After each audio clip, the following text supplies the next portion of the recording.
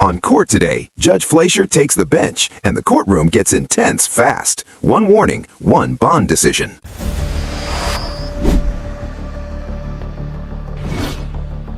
Good morning, Mr. DeLeon. Morning, Judge. How's jail? Okay, good. Really? You don't like it, huh? Okay. Why do we have jails? Punishment for doing things we shouldn't. Right. You know, we have already given you 2 PR bonds. Yes, Your Honor. PR bonds, because when we do, That's understandable, Judge. what happens? Jail time. Well, no, you don't show up to court. Oh, yeah.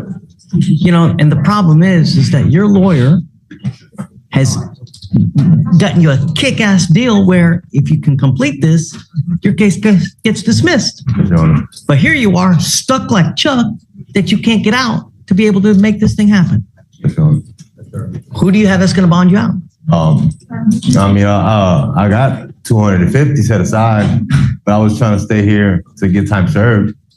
We don't want to give you time served. Your lawyer's working to try to keep it off your record. Okay. If you plead guilty, then it goes on your record. I'll give you a bond reduction. You know, you want a bond reduction, I'll give you, but you've already shown me that you're not going to come. We give you a PR bond. History tells me you're not going to come back. Yes. I just thought I could just stay at the 701 trying to get time served, but if you're saying you can't give me that, well, I mean, I could bond out and I could just. Here's the rub, though. I don't know, it's because I haven't. My point is this, is that he's worked this deal where it's like 6 hours of working. If you work 6 hours on the street, cleaning up trash, they will dismiss this case for you. The problem I have is that even if you get out, are you going to get this thing done? Community service?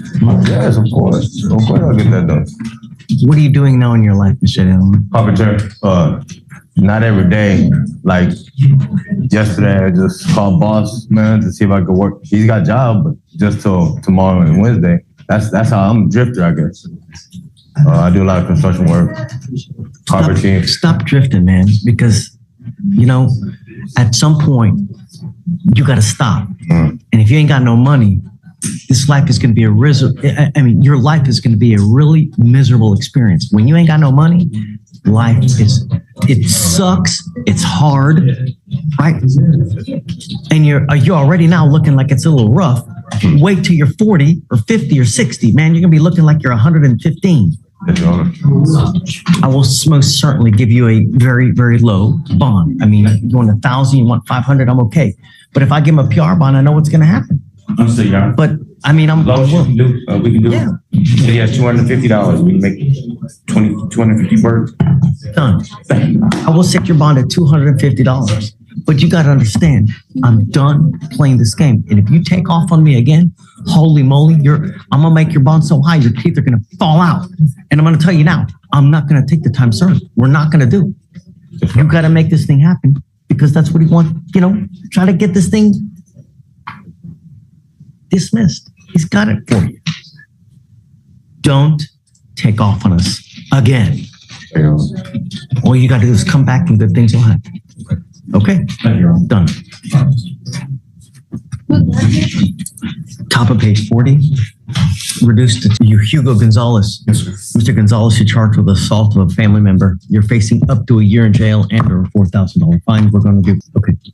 On September 22nd, 2024, in Harris County, Texas, officers were dispatched to 3506 Wardmont Street in reference to an assault family call. Upon arrival, the officers made contact with the complaining witness who stated that the defendant, who is the complaining witness's son, used his hands to assault him.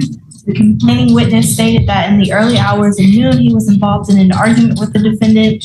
The complainant stated that the defendant brought home a washer so everyone could use it, but the complainant was unfamiliar with the washer and told the defendant that he was going to remove it and put back the old one set because of the washer being replaced, and with both of his hands grabbed the complainant around his waist, picked him up off his feet and threw him toward the floor. The complaining witness stated that he hit the floor and landed on his back and that the defendant was on top of him, wrestling him. He Say received that again? On top of him doing on top of the complainant witness wrestling him. wrestling. Okay. He received several scratches on his back while fighting to get him off. The defendant released him after a few seconds and they continued to argue. Complainant stated that he felt pain and discomfort. The complainant's younger son arrived at the home, and while the complainant was trying to explain to witness what happened, he tried moving the washer again.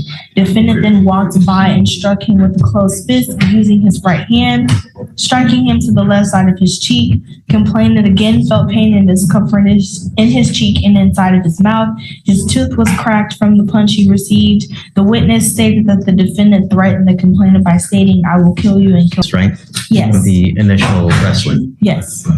I'm sorry, are you asking the witness or who heard him say? So he punches someone in the face. This is the same person that was initial, right? Okay. All right, Mr. Gonzalez, I'm going to find that there's probable cause to go forward with your case. I'm ordering you now as a condition of your bond not to have any contact with the complaining witness in this case. Do you understand? I'm also, a protective order has been issued so that Sylvester Gonzalez Munoz is a protected individual. I suggest you get to know the protective order because if you violate it, the state will file additional charges against you, and then I can have a hearing to hold you at no bond when you violate conditions of that. So be very, very careful. Otherwise, you could be spending a lot of time with me. Do you understand? May I say something? No. Now's not the time for you to do it. We're going to reset your case to give you time to hire a lawyer, and you can tell what you want to tell to the lawyer, and they can go to bat for you. But now, I have a bunch of DAs here. Anything you say, they're going to use against you. It's just not the right time. But as it stands, you're not allowed to go within 200 feet of 3506 Wardmont Street for the foreseeable future. Do you understand? Yes, sir. If you have contact with this person, if you have possession of a weapon, if you go near this house, I will put you in jail, revoke your bond, and make it sky high. No more PR bonds. Do you understand? Yes, sir. Okay. I will have you sign a receipt with Victoria. After that, I'm going to have you take a seat in the jury box. When we get your bond condition, we'll have you sign it, and then you'll be free to go. Can you file no contact in their weapons, please? Green, Beyonce.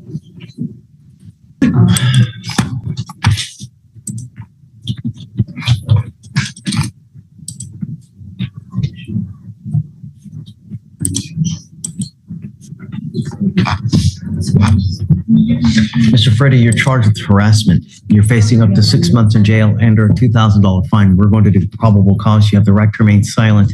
Anything you say can or will be used against you. You have the right to have an attorney present. If you cannot afford one, one will be appointed to you, sir. Okay, please. Shh. Okay. On or about September 19, 2024, an officer conducted a follow-up in regards to an assault on a family case. Upon further investigation, the officer made contact with the complaining witness who reported that the defendant had been harassing her since September 18, 2024 by sending her videos, voicemails, and text messages containing horrible remarks, approximately 50 to 60 messages in total. In the voicemails, the defendant curses at her, asking, "Where are you? Why the fuck aren't you at work?" and calling her various names. Additionally, the complainant showed the officer text messages of the defendant telling the complaining witness, "Kill yourself and I want to watch you suffocate, and your family hates you." The complaining witness indicated that the continual harassment is making her fear him even more. Complaining witness was able to give officers the defendant's identifying information and positively identify the defendant as a person who has been harassing her. I see that he has also picked up a felony assault against this complaining witness as well. Yes, sir. Okay. What happened in that one? And I'm assuming it's the same date as this one, so I'm assuming it's out of the same transaction. I'm not sure. So it says that I don't believe so. It says that on September 18th in Harris County, officers were dispatched to an assault. The complaining witness advised that the defendant came home upset about socks not being in the closet. The defendant punched the complaining witness with a closed fist on her foot twice. on her foot, twice on her right thigh, and twice on her left thigh, causing pain. The complaining witness advised that the defendant grabbed her by the arm and forcibly shoved her out of the house, throwing her on the porch. She advised that she felt pain, and she advised that this has been an ongoing issue for the past 2 years. The officers observed purple and green bruises on her arm, foot, and her legs. The bruises were green, purple, and red and of significant size.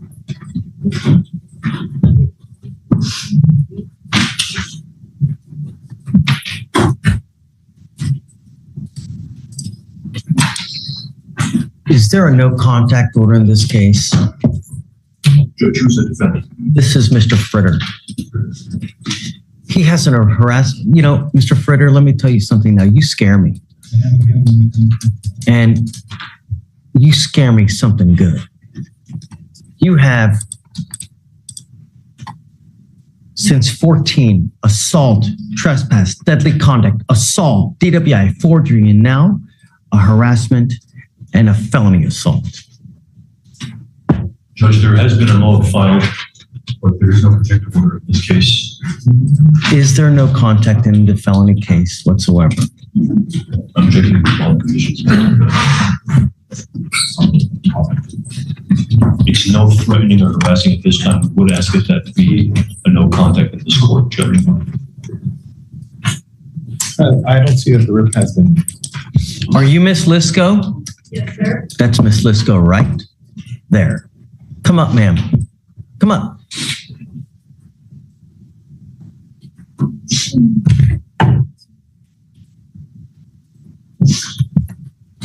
I'm sending you for a drug and alcohol test right now, Mr. Fritter.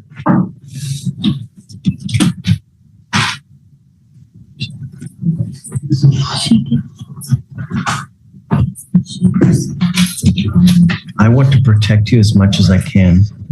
No one has to have this kind of treatment whatsoever for any reason. And I will do everything in my power to protect you. All I need you to do is tell me. All I need is please give me the word. Mr. Fritter, look at me. You so much. One,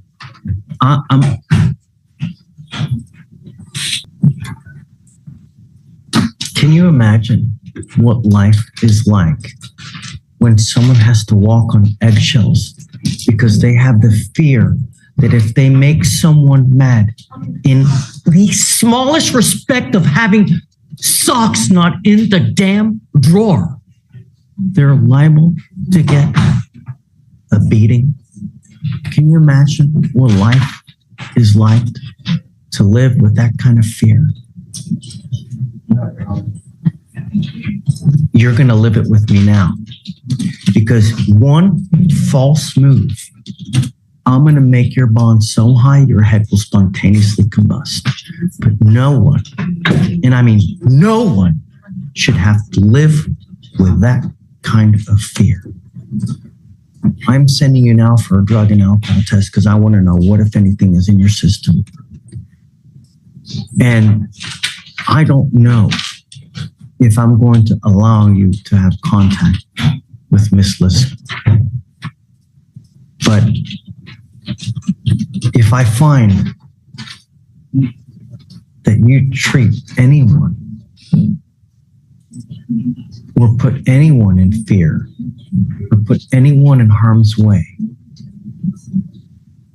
so help me, I will grow horn and tails because I will be so upset.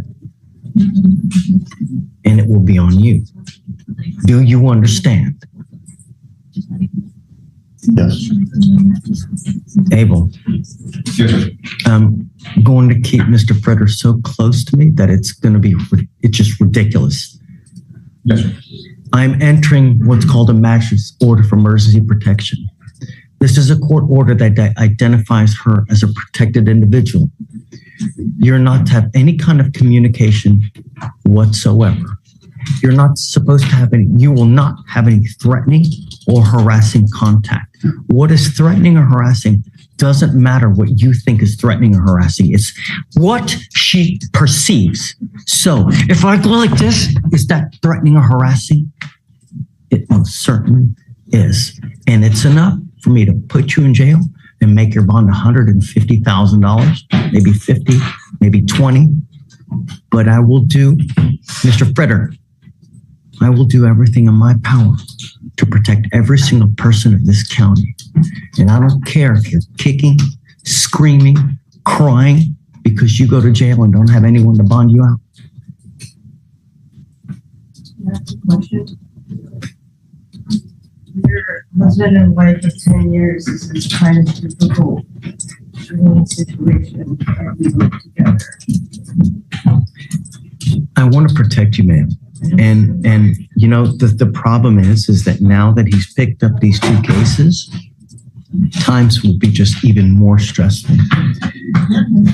We have these protective orders. They're basically like cooling off motions so that, you know, you can separate, enough time will pass, people can kind of cool down, you know, so they're not under the stress of the excitement and then unleash on you.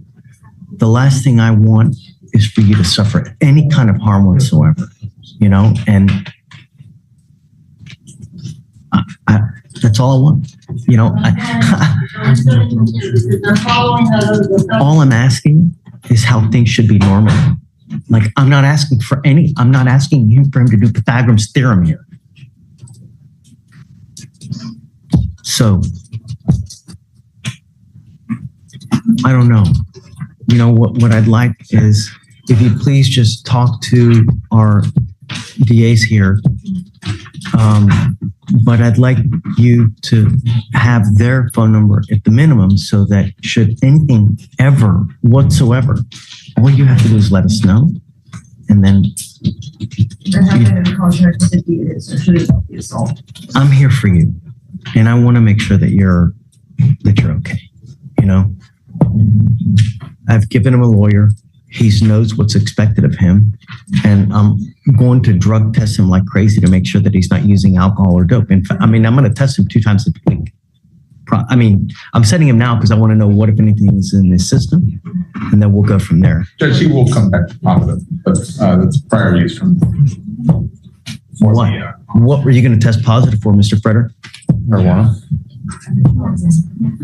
Okay. And ketamine. And probably some other stuff that could have been in the ketamine.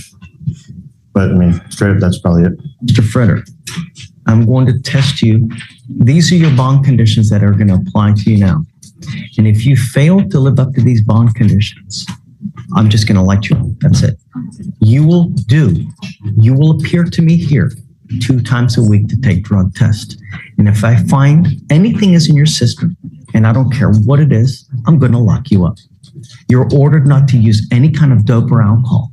And if you can't get this monkey off your back, because I am now giving you the opportunity to do it on your own. If you're incapable of doing it on your own, then I'm going to do it for you. Do you understand? No dope, no alcohol. And when I mean no alcohol from any source. No isopropyl alcohol, cakes, candies, foods, gums, energy drinks, tequila lollipops, hair dye. I've heard it all, and I don't care. You come to me test positive, you'll stay with me. I also want you 3 times a week to do anger management classes so that we can deal with the anger issues. Look at me. 3 times a week. And I want a piece of paper showing me that you've done it, the date, time, location of where you've done it, so that I can verify that you've done it. And if you don't do it, you will stay with me. You now have the opportunity to address these things on your own. If you don't, you will be doing it with me. And if I get one breath that she's been mistreated in any way, shape, or fashion, holy freaking moly,